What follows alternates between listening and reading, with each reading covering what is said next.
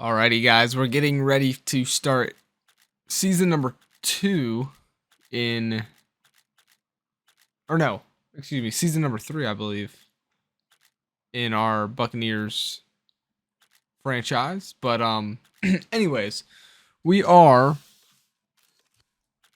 looking pretty good. I think this is one of the best drafts I've ever had in this, not just in this game, but in general on the channel. Now, I went with a quarterback. I just could not pass up the awareness that we knew this guy had. 82 coming in as a rookie. I mean, compared to Freeman, it's 10-point jump just from that. And then also his throwing power coming in was a 95. I mean, that's going to go up a little bit, I'm sure, because I don't think Josh Freeman's was a 96 at the beginning. Ultimately, though, his accuracy isn't day one starting caliber. I don't necessarily think so. I didn't expect him to start over Josh Freeman after seeing Josh Freeman's leap. I mean, back in the day, they were really expecting Josh Freeman to be that guy, which he obviously didn't turn out being. But in this universe, he's an A potential. So, I mean, but he did take an injury last year. So, it's actually a good thing. I don't think this was a wasted pick. I think Will Wesling will be perfect for if Josh Freeman goes down with injury, which is why we kind of struggled last year and fell back and lost some games because we didn't have Josh Freeman. That will be addressed. But his accuracy is to be, it leaves a little bit to be desired, right? Not the best accuracy. As far as injury, it could also be injury prone. But either way, we have a very solid backup. For the future. Sean Lee is going to be our starting guy. We did draft Taylor. I guess it's Taylor or Tyler. I don't know, Tyler. That's so weird. Tyler Walker. It's a very weird name. He's 21 years old, 97 speed, only 72 overall. Look at that awareness. 87 awareness, dude. Oh my goodness. Compared to Sean Lee's just 51. Sean Lee's still going to be the number one target, even though Walker is an A potential. The reason why Walker is only 72 overall and what's going to be his biggest issue, and I just can't afford to start him this year, is his carrying. He's going to be fumble prone. He's going to have a lot of fumbles his rookie year. Until he gets that carrying up, he's not going to be considered to be a starter. But he is an A potential. So you're looking at a possible 99 overall running back. You know what I mean? He's at 21 years old, so he's going to be getting some snaps this year. I'm going to have him as the second string running back. And then Derek Ward is going to be our special man, return man. He did decent there when I made the switch after we dealt with some fumble issues the last 2 years. And then we drafted Quentin Lock in a later round, and we hit a fullback at 84 overall. He is an A potential as well. 85 awareness. He's going to help out the run game a pretty good bit. I mean, it's short downs. We can hand it to him. He's not going to fumble it. So just a solid pick here for the later round. Get an A potential, but look at the blocking. He's going to help in the pass game. He's going to help in the run game. I mean, run block strength 86. Like, he's going to open up some stuff. I'm so excited to see this team, man. I'm so excited for Quentin Lock. I mean, it's a fullback. When you get excited for a fullback, you know it was a good draft. And then that takes me to our best pick in the draft, Jacoby Kelly. 6'5", 203, 80, coming in at an 84 overall. He is our number one wide receiver all of a sudden. All of a sudden, we are looking like a very deep team. We don't have that elite franchise guy who's in his prime yet, but that's what Jacoby Kelly's going to be because he is an A potential wide receiver. So you're looking at a guy who will hit 99 overall. And not just 99 overall, but he's 99 speed, guys. 99 speed. 88 acceleration could be better. 77 awareness, the most aware guy on the team, apparently. His swagger is 95. I don't really know what that means, but okay. Elusiveness is really good. Ball carry is pretty good. This guy can catch the ball. He's the best. He's got the best hands in the locker room. Route running is an 87. He's got the best route running. He's got some good catching traffic. Not the best, not the worst. Special catch, beat press. There you go. Jumping could be better. He's got to get his jumping better. So he's going to, but you know what? He's 6'5", so the height should make up for that jumping a little bit, right? He shouldn't have to jump up that high. He's 6'5". So I'm so excited for this, and he is not necessarily injury prone. He's an 88 overall for injury. This was our best pick by far. I mean, if we could get Joseph Whitmore to work a little bit last year, you know, when we put him in, man, you know, he did his thing. You know, he was not bad. I know it doesn't look like much, but he didn't play as much. So I just can't wait to see what Tacoby Kelly can do. We are pretty deep and young here at wide receiver. So, and then of course we have tight end Winslow here, 91 overall, and that should be good. For our offensive line, it stayed the same for the most part. Donald Penn. We have the rookie Hunter Charles coming in off of his rookie season. You know, 80. He grew from an 80 to an 85. So that's pretty insane. Moving over to center, it's still my boy Jeff. My name is Jeff. Or Davin Joseph, 87 overall. Right tackle is our weakest link. We have a solid O-line except for right tackle. That is our weak point. So hopefully that doesn't hurt. We do have the guy we drafted a year ago, Dalton Dixon, just in case he does get hurt. We drafted him last year. Defensive line, we didn't really get to address like I wanted to necessarily for left end. We did end up re-signing Cesare, who had 14 sacks for us. I mean, he was phenomenal, but he did regress. So we're going to see how Spears does at the beginning, but I may just put, you know, Sari's back in just because he did so well for us a year ago. We do have, though, Torrey Wesley, and if he can stay healthy, this guy is going to look so good. He got 8 sacks a year ago with injuries. Like, he didn't even play, you know, all year. Our third round draft pick. He did good, but couldn't stay healthy.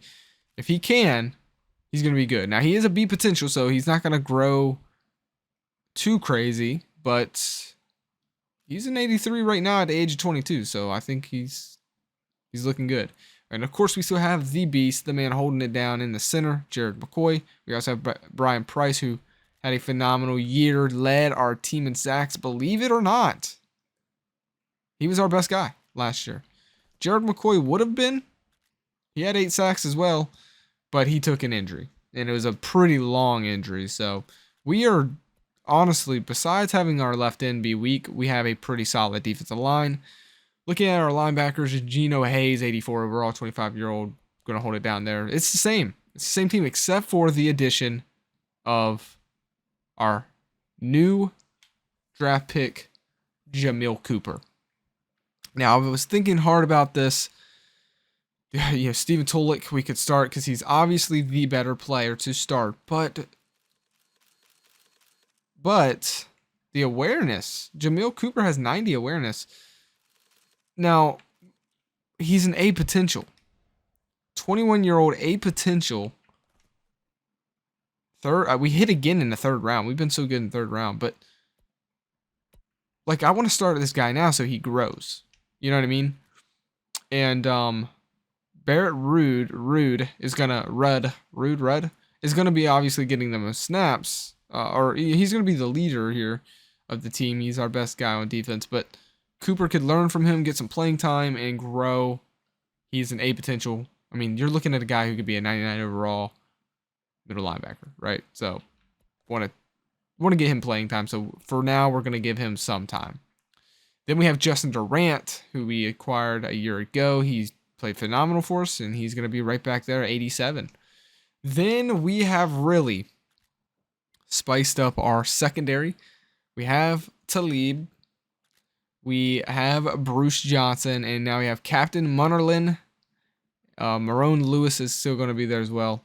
That is a solid 4, guys. That is a solid 4. We have a franchise corner paired with 2 solid starting caliber corners as well. And if we can pay these guys money, if we have the money, then we don't have no problems because these guys are young. I mean, Talib's is 26. These guys are 24. We are set at corner for the rest of the series if we can keep them around with money, you know. Then at safety, Tanar Jackson, we've gotten better here as he grows to a 90 overall, which is insane. Our secondary has gotten, it's beastly. It's so good. Our weakest point is our strong safety with Sean Jones at 79. Willie Jones didn't grow much. He's a B potential, but because we didn't start him, he's just not growing like that fast. And it looks like this year I've decided we're not going to start him either because he's 23, B potential. I don't know. I think I want Sean Jones to start this year. Just, it is what it is. If Willie Jones was an A potential, I would probably reconsider and just let him start, but we do want to try and, we are 1 game away from going to the Super Bowl. I want to go to the Super Bowl this year. I feel good about the team. I feel like we can do it. We have I don't know if you guys didn't see, since, we'll just talk about it real quick. We have a new we have the same head coach, but a completely new staff around him. Though Raheem Morris doesn't give us any bonuses, he has grown to a 79 overall. And, I mean, the biggest reason why I want to keep him around is because I just think it's unrealistic to fire your head coach after he brought you to an NFC championship game. So, now will be the time where he has to prove himself. Can he get over the hump, or will we have to decide to leave him behind and maybe go for somebody who will help us out? Contracts coming up next year. The biggest one to really think about is Talib, but this is kind of what we're looking like for obviously our training staff. We're paying a pretty good penny. Our stadium cost is near the NFL league average. Our player salaries near the league average. Our training staff is well below, so that's actually good. Though it's, this is actually such a cool screen. This is comparing us to the rest of the league. So like you can tell if you're getting a good deal or not. Like for our training staff, we're getting a pretty good deal. It's dark green, so it's well below. Head coach, well below. Defense and offensive coordinator, because we've got some good guys. We spent a pretty penny for the best guys available. We are spending near around the average total cost, but nothing is above, so that's good. Team income. For the TV contract, it's below, but the NFL revenue, it's at least near the league average, right? So I guess in this case, you would want it to be in the red. Obviously, we haven't played any games, so none of the other stuff is even got charts. But player salary, this is what I want to talk about. We are going to have to pay a massive contract next year. These guys are locked in, right? We got Jared McCoy, we don't have to worry about. I don't know if it's showing me how many's left, but this is what the contracts they're on. Matter of fact, I can answer that question right now. Yeah, so this doesn't show. So this isn't how many years they have left. This is just what their contract was. So this kind of is going to be hard. But I do know one guy, the biggest name that's going to be a free agent if we do not sign him after this year is Aqib Talib. We got to sign this guy, and that $3 million cap hit is going to spike up. He is going to be insanely expensive. We will have to make sure we remember that as we go to sign him. you know, when it comes to our team getting a little more expensive as they get better, the veterans want more money, of course. That's how it works. So we do want to keep them around though. So we're gonna have to make it work. To wrap it up, guys, let's take a look at our season 3 regular season. Hold on a second. Are you kidding me? I can look at past schedules? No freaking way. That is insane. This is from the first season. This is the second season. Oh my goodness. My mind is completely shocked. It's because I'm in the history tab. What? Wait, I can look back at any weeks. Oh my goodness. My mind is completely shocked. This is insanely awesome. Why did they take this out? I can go back if I want to remember what, I don't know, the wild card round of the playoffs looked like in our 2010, my first season when I'm 20 seasons ahead. I can do that. I can go back and remember that, hey, the Cowboys and the Falcons went into overtime. Remember that? And the Cowboys won and beat them 34-31. That's insane. I didn't know that you could do this. This is so cool. Oh my goodness. Yes. Heck yeah, man. What else? So you can look at any of that, and you can even look at league. Oh yes. We need this back. EA, what are you doing? EA, what are you doing? I can look back at the actual individual player stats from season 1 and see who threw the most yards in my season 1 of my franchise. Oh, it was Peyton Manning. Oh yeah, I remember. And he threw the most touchdowns that year as well. What about that second season? Well, it was Tom Brady. Peyton Manning came in second, just under him. Who threw the most touchdown passes though? Peyton Manning still held that title 2 years in a row. 2 years in a row. Bravo upon, wow, bravo EA for this one. What happened? Did you guys lose your desire to make a good football game? Why'd you take it out? Put this back in. The history tab right here. With all 3 of these segments here, all of these little sections. We need those back, like ASAP. All right, so let's look at our schedule for this year. So, we can only look at the preseason right now. It looks like that's lame. Well, anyways. I don't know what our schedule is going to look like, but I'm assuming it's going to be a pretty tough one. Either way, I feel like we have a good team. I'm excited for wow, they have a Hall of Fame section here. Oh my. Okay, I got to end this video right now, bro, because this is insane. They have Hall of Fame for per team. Oh my goodness, dude. Inducted 2012, dude. Rondé Barber. Wow. Oh my goodness, no way.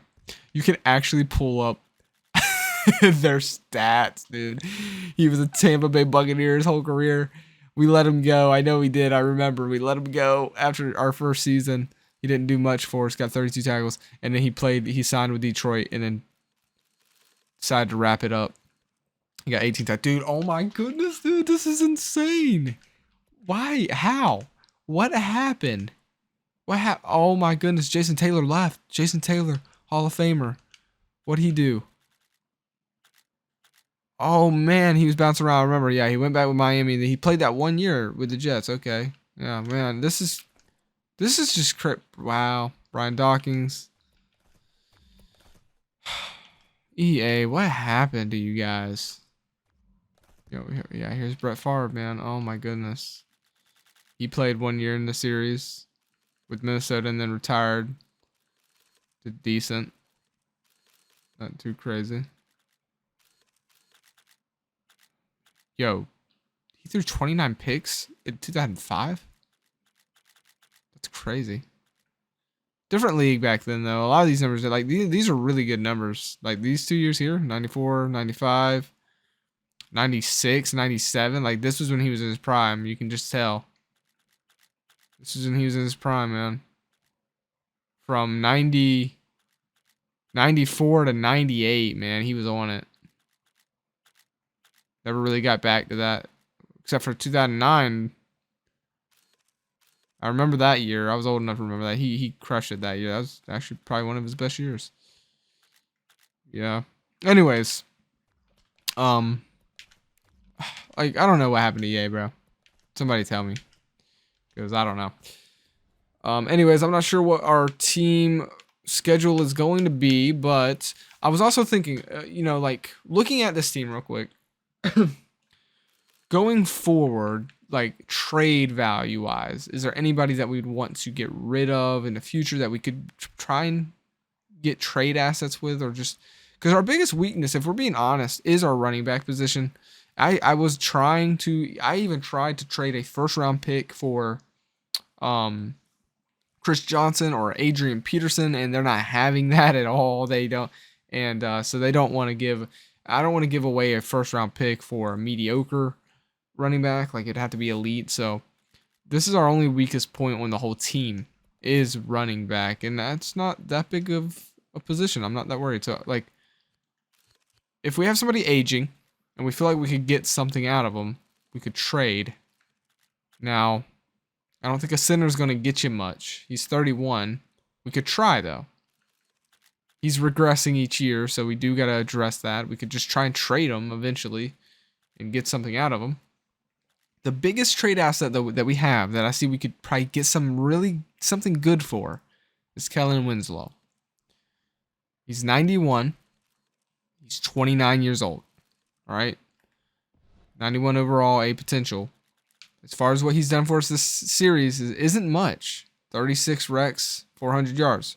Last year, 34 recs, 424 yards. Like, you know, he's good to have. Don't get me wrong, but I do think we could use him for some trade value.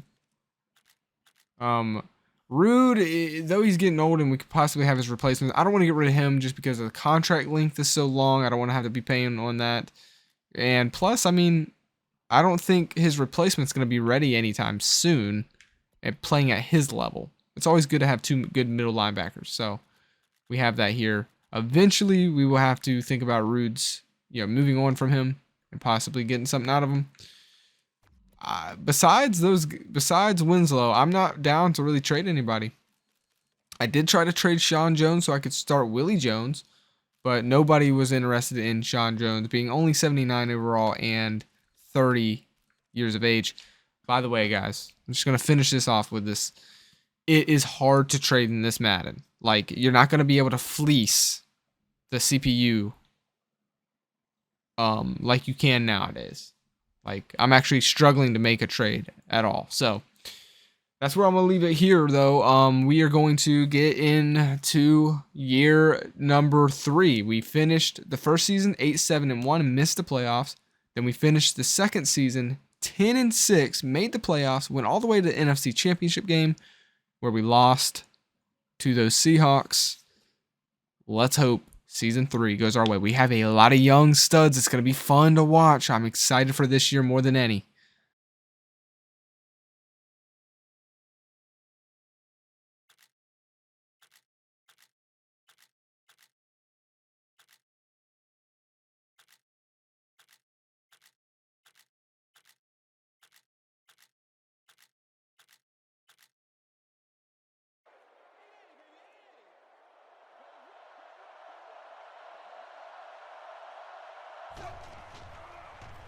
Dumps it out left.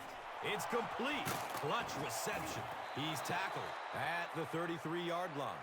It's one of the dangers. You bring those extra defenders trying to get after the quarterback, and you're going to leave some man coverage on the outside. That time the quarterback able to take advantage.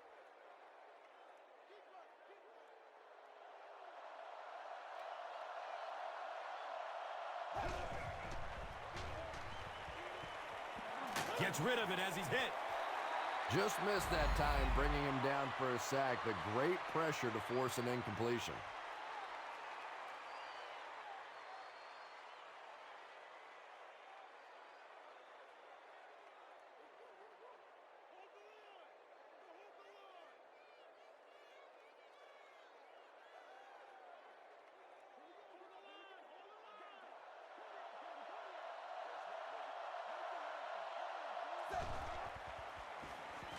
Hit as he throws.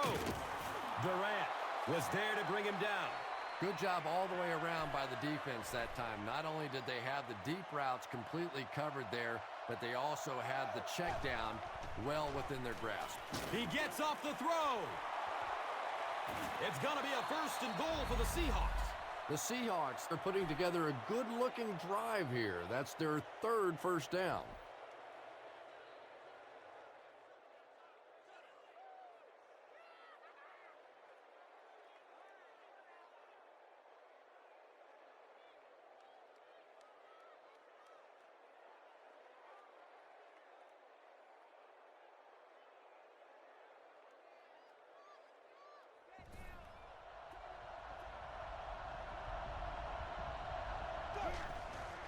Going for the end zone. Durant knocks it down, incomplete. They can't complete the pass, and now the offense will be looking at 2nd down.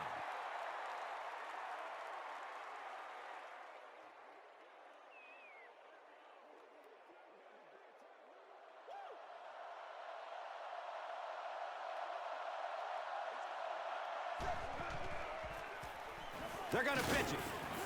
And he's tackled at the 6.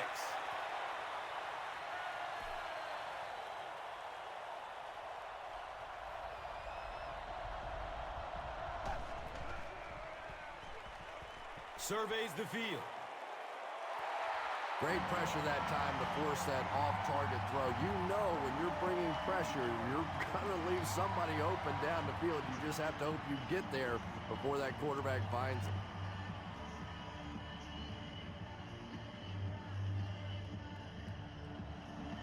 Ryan can bring his team within a touchdown.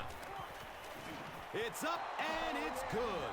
So after that kick, the score is now the Seahawks 3, the Buccaneers 10. And here is the drive summary brought to you by Verizon.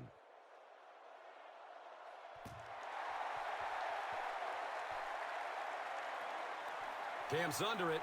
He will start from his own 5. He's brought down at the 30. They turned it over on downs their last time out.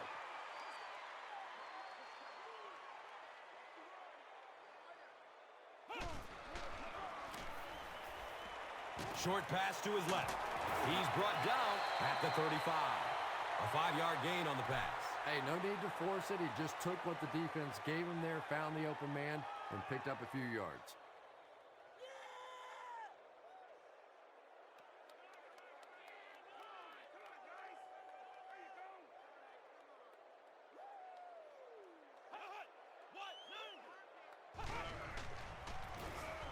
Hands it to the back, and he'll lose yardage on the play.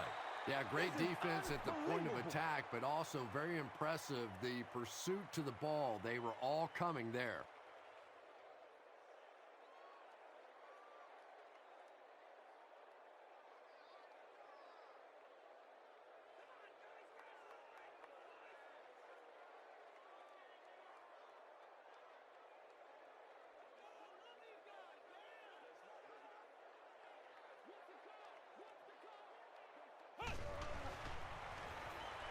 Dumps it out right.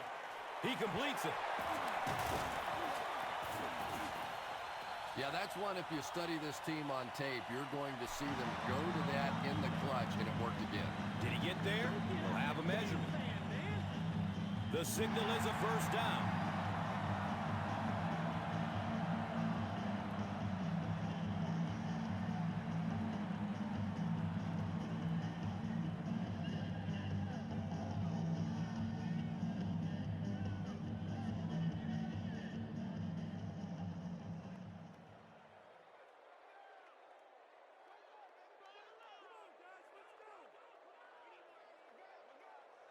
Flex round! Flex round!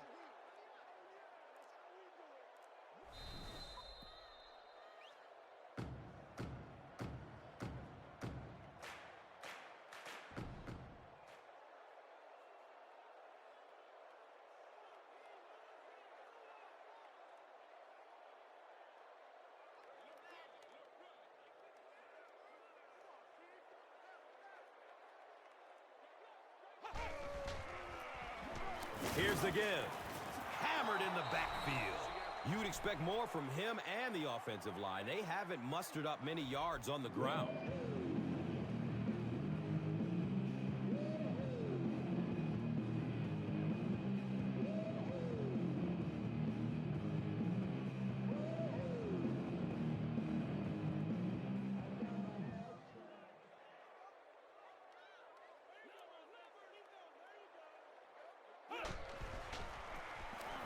They keep it on the ground with the tailback. And the tackle was made by Lofa Tatupu. Nice running for a gain of 6. And so it will be 3rd down.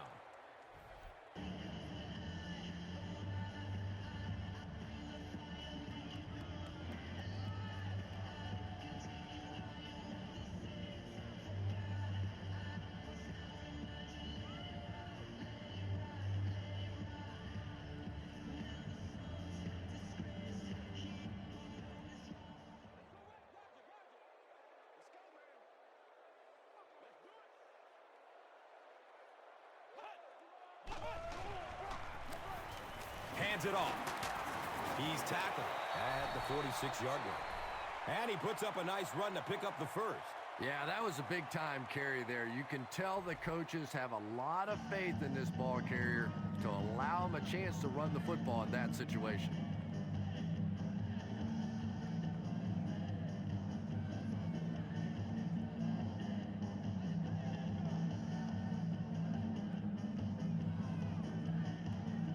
And this should be a kneel down as they just try to kill the clock.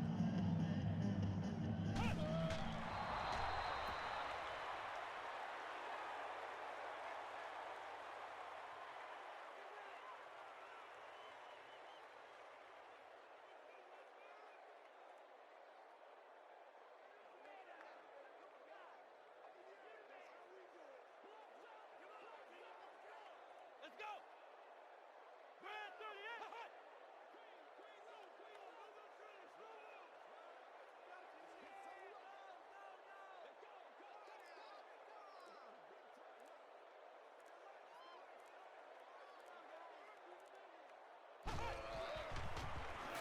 They hand it off. And he's tackled at the 48-yard line.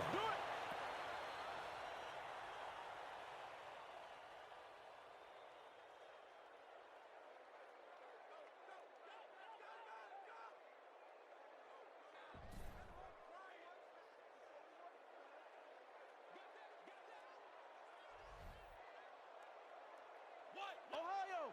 Ohio!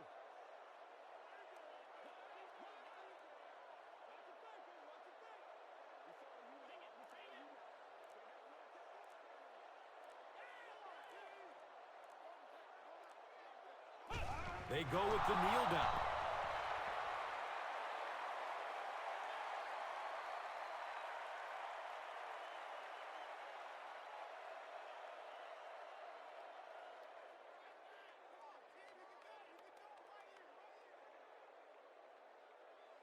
Leon Washington back deep to return.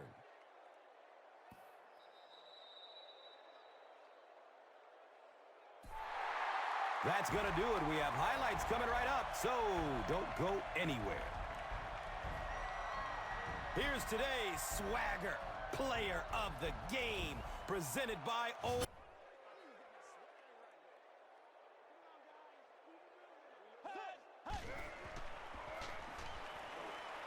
Here comes the heat. He goes down. Sack. How do you give up 6 sacks in one game? Well, I guess that's something you're going to have to ask the offensive lineman about after the game, if you can find any of them. This is the kind of game where typically those guys take quick showers and they're gone.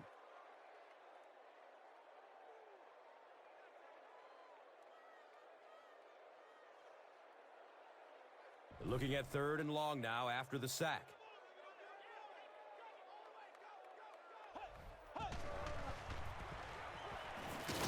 He's brought down at the 24-yard line. Tom, this thing's starting to feel like overtime, isn't it? But here we go. This offense is going to get one last opportunity to take it down the field and win it. 4th down. The Raiders are lining up to punt it away.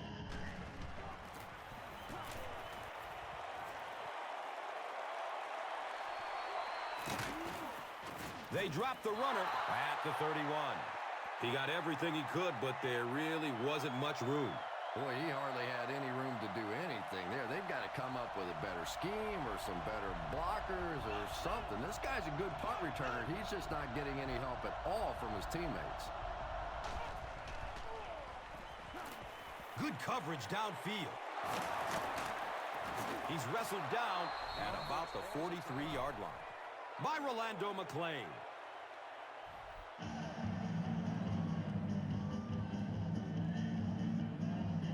It's 1st and 10. Ball on the 43-yard line.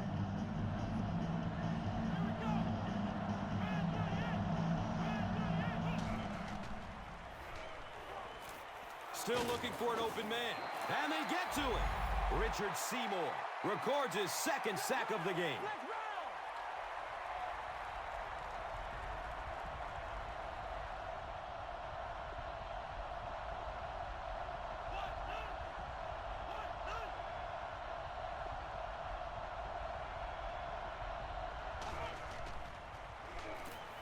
Here's the throw. Another catch on this drive. I know we all talk about 40-yard dash times in the NFL, but as a receiver, if you are a great route runner and you understand what the defenses are trying to do to you, it doesn't matter if you run a 4.340. If you can get in and out of your cuts like this guy, you will always be able to play. And this one will have to be decided in overtime as both teams remain deadlocked after 4 quarters.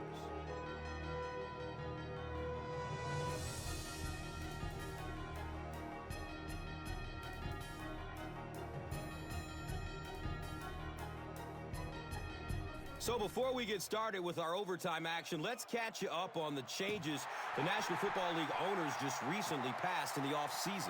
Yeah, Gus, basically the big difference this year is that if the team that wins the coin toss in overtime goes down and kicks a field goal, then the other team is going to be allowed a possession to try and either tie the game or win it going the other way.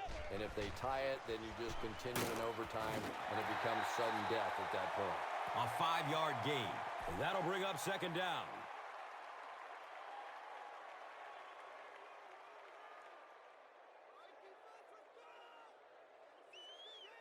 It's 2nd and 5 here.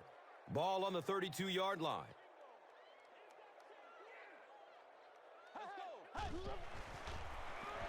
On the ground, up the middle. Brian Price was there to bring him down. And that's why you send all those guys to plug up the holes, and that time there were no holes, really, and he was lucky to get anything on the play. The offense needs about 3 yards to get the first here on 3rd down.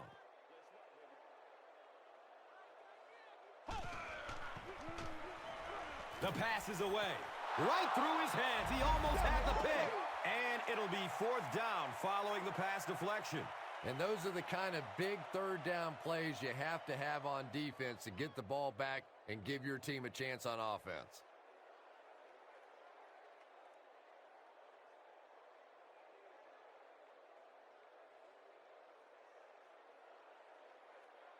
The Raiders are lining up to punt this one away.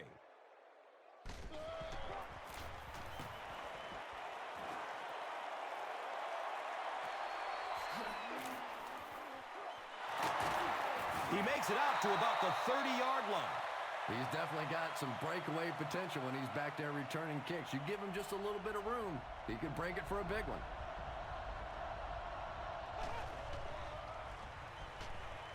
Looks for the safe short throw. The stop was made by Johnson. Aurelius Ben makes his 3rd grab.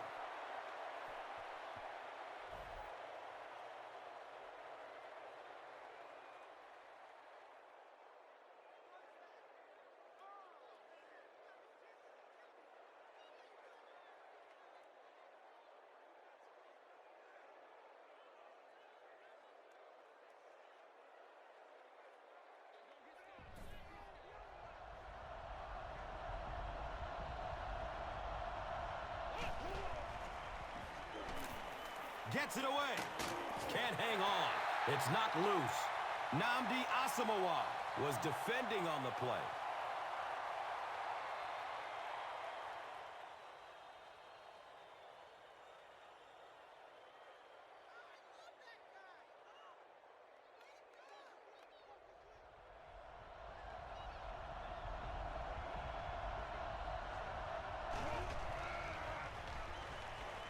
surveys the field. He's got it. That's a 10-yard gain. So that will make it third down. Too close to call. Here comes the chain game. He did not get the marker. Fourth down. It's third down now and just about the length of the football away from the first down marker.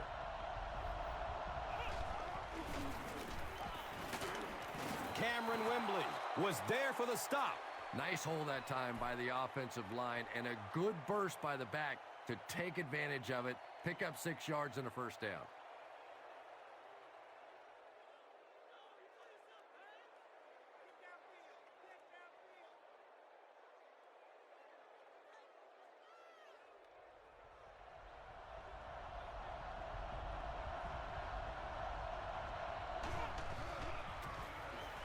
Here's a draw.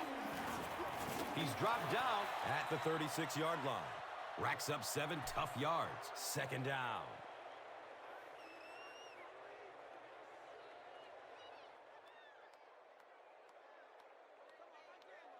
They'll need about 3 yards here on second down.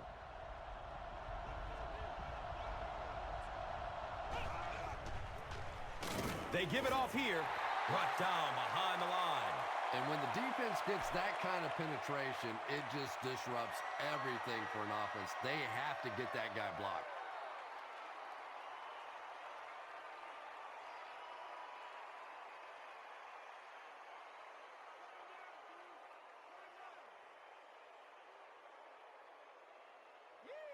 So it's third down. The offense will need about 4 yards to pick up the first. Flips it out short to his left. And the tackle was made by Cameron Wembley. Patience for a wide receiver is just so key. He's able to manipulate that defense, set them up one play, come back with the exact same look, and break off of it the next. Beautifully run. Now is a good time to take a look at the Gatorade top performers.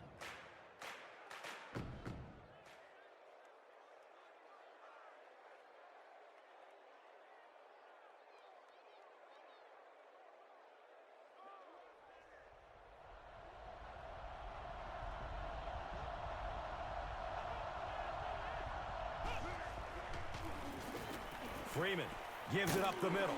He's brought down right around the 18-yard line by Asamoah.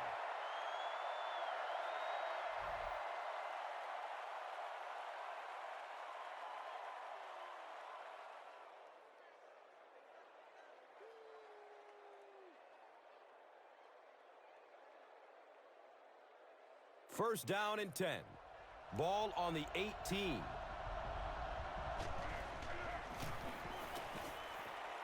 The kick is good. Game over. The Buccaneers are winners. The kick is good. That's all from Oaktown. Highlights and stats are next. Here's today's swagger player of the game, presented by Old Spice deodorant. Here's the play that rocked the stadium, the Doritos Crunch Time play of the game.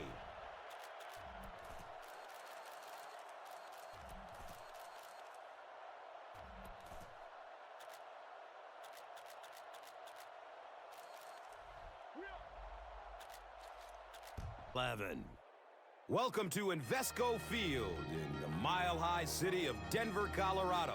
I'm Gus Johnson along with my broadcast partner, Chris Collinsworth. Glad to have you with us for this head-to-head between the Buccaneers and the Broncos.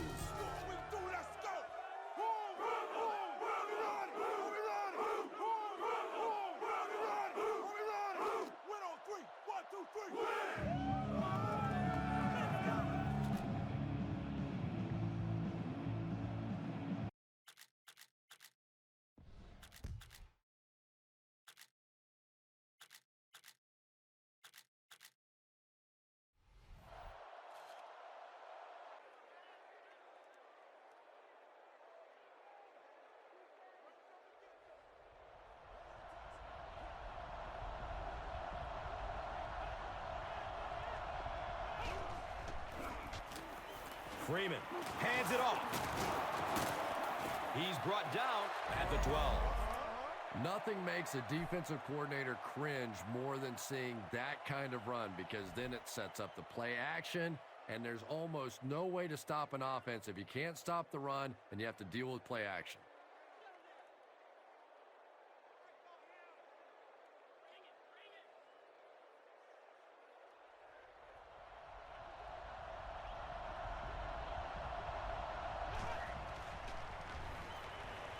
Looking for a man. And it's tipped away. Second down coming up after the incomplete pass.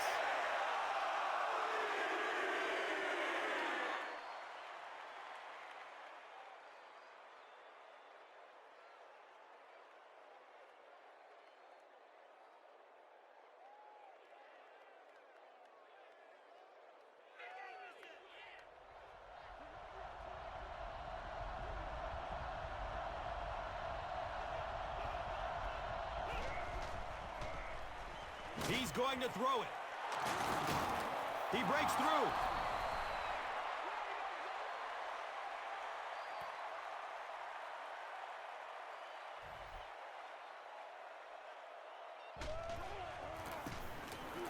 Point after is good. And over 6 minutes still left in the final quarter with the score. The Buccaneers, 7. The Broncos, 7. Now it's time to take a look at the drive summary presented by Verizon.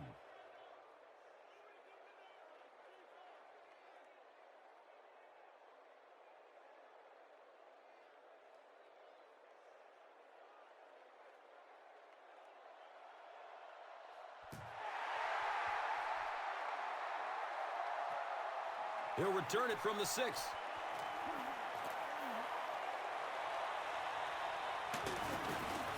He makes it out to about the 27-yard line. The offense takes the field, and they have to be a little frustrated that they couldn't get the ball through the uprights.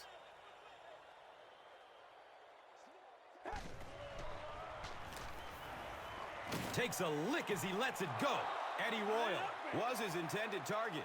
Well, the defense didn't get the sack, but they got the next best thing, and that was a bad throw.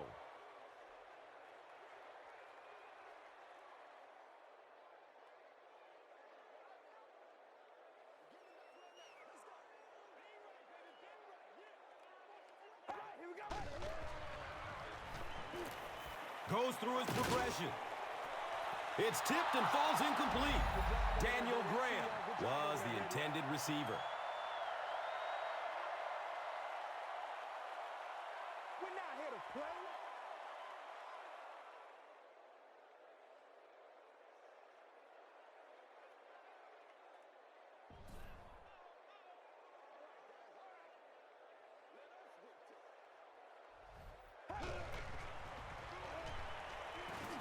He gets off the throw.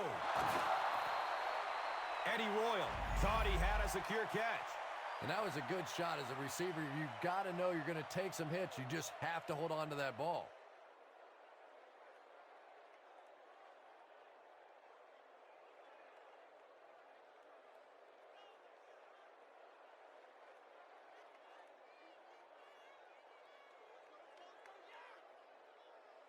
Tampa Bay looks like they're sending everybody at the punter on this kick. Jones fields the ball at the 30. He makes it to the 42. He did a good job there, finding a seam and getting up the field. You know, a lot of people don't realize that being a punt returner or a kick returner is one of the toughest jobs in the NFL. There's a whole lot of things that could go wrong, and only a few that can really go right. Good coverage downfield. Brings it in for a completion. He's wrestled down at the 50.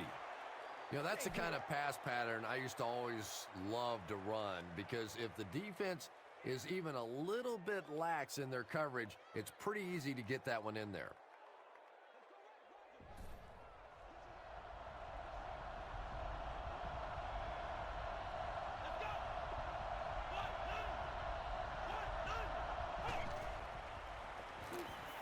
Gets it away.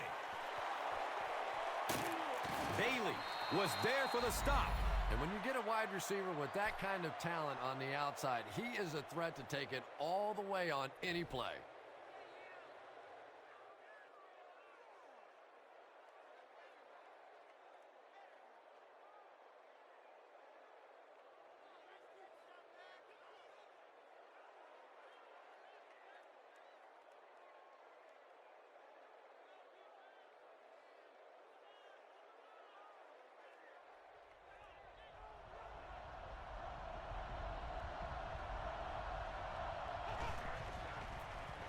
The give to the tailback.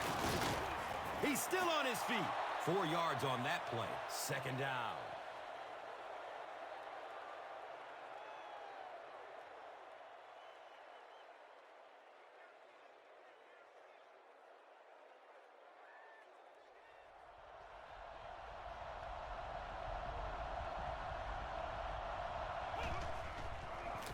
Just gets it away.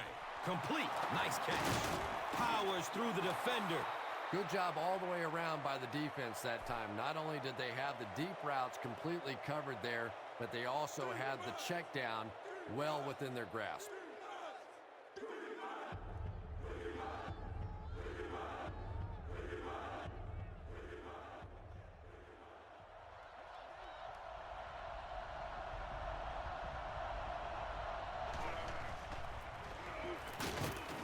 He's tackled at the 10.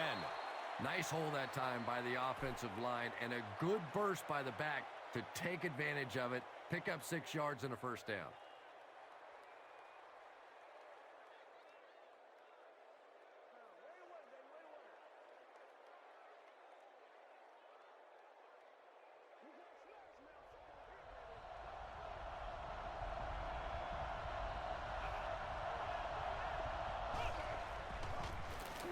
Hands it to the back.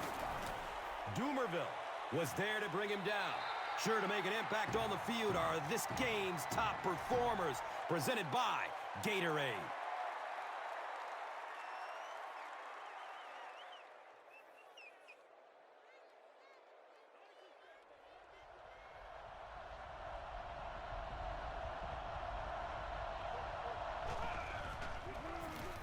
Freeman hands it off straight ahead. Well, that was the perfect time for them to call a blitz. They got in there, filled up all the gaps, brought down the running back for a short gain.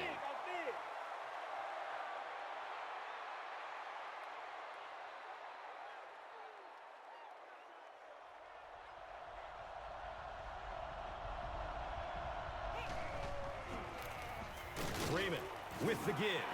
And he's tackled at the 7.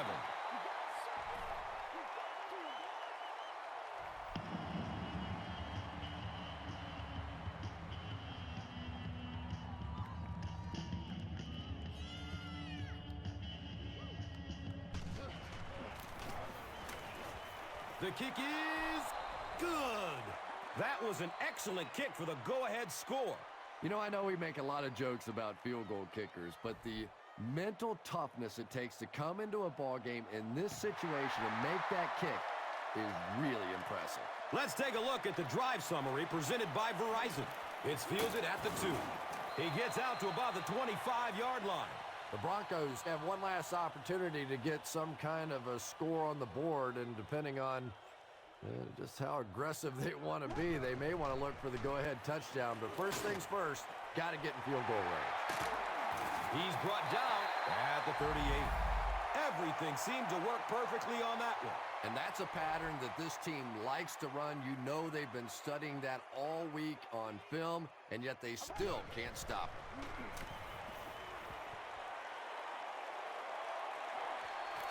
He takes a hard hit as he throws. It's picked off. And he nails him in the air. And they really could have done without that. Just when you started to think this offense was starting to find themselves, they have a chance here late in the game, you throw an ugly pick, that's a disaster. Freeman with the give. He's tackled at the 16. The defense filled up all the gaps. The back was looking for somewhere to run, but by bringing the run blitz, they took away all the holes and stopped them for a minimal gain.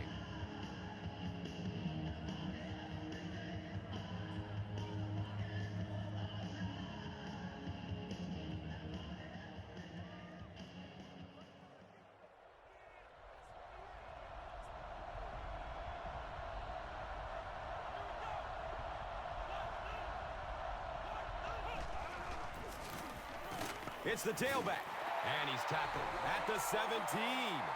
Lee picks up a yard on the play.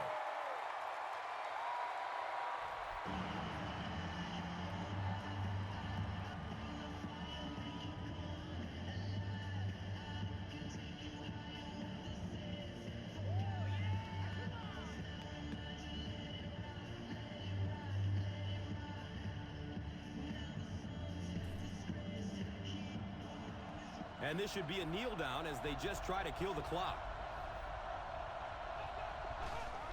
And he'll just kneel it here.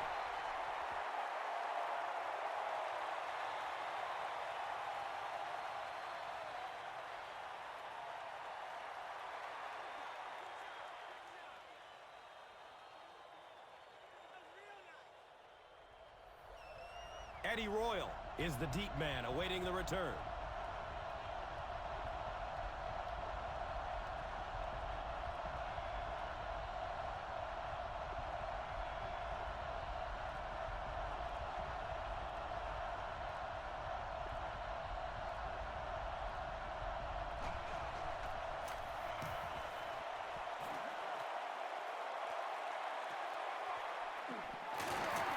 He makes it out to the 45-yard line. So, Chris, what does this offense have to do to get him back into this game? Well, they don't have a lot of time to work with here, so it's safe to say that you're going to see the hurry-up, pass-only offense. In fact, I think you go ahead and take the deep shot down the field now. You could get a penalty, you can get a completion, maybe a tip ball. Something has to happen down the field here. That's all from Invesco Field at Mile High. We'll have highlights next. Here's today's Swagger Player of the Game, presented by Old Spice Deodorant, the greatest smell in the NFL.